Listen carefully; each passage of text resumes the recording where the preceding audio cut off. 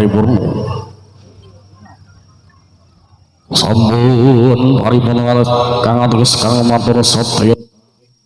gar pemuten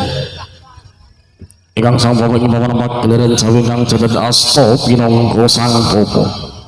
kamopat deputi sak bujang aring gedhe ingkang pulang semujud sikar wat ingkang cukruk segoro bakal asat awan sapa ajur tanpa dadi santi sapa dah condro hati buko wah ruko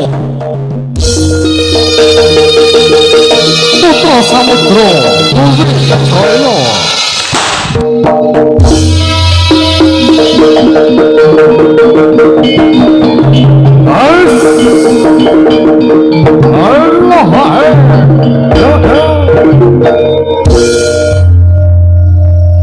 Wijaya Sura Sudira Jaya kang lebur Sudrasta dening pangastuti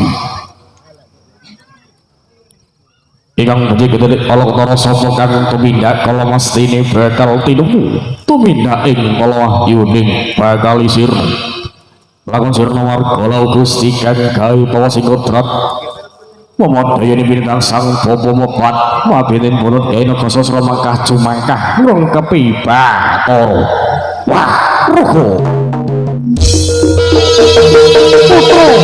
samudra bumi jaya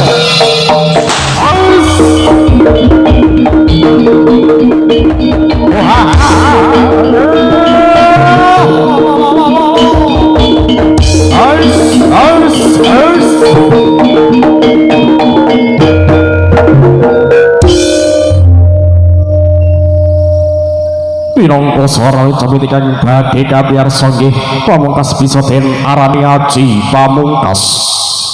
kang ateges mortal dari lamun lubut-lubut agak kau seni kirang arju kono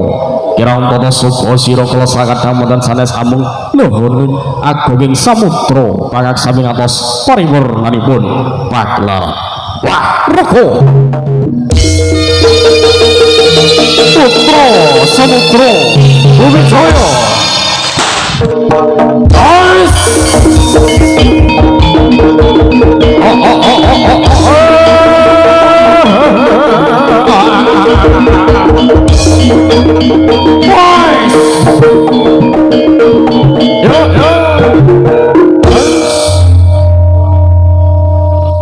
kang lorok sirap sindrom permanem kang lalisik gunung kang samyo datan manahing sang popo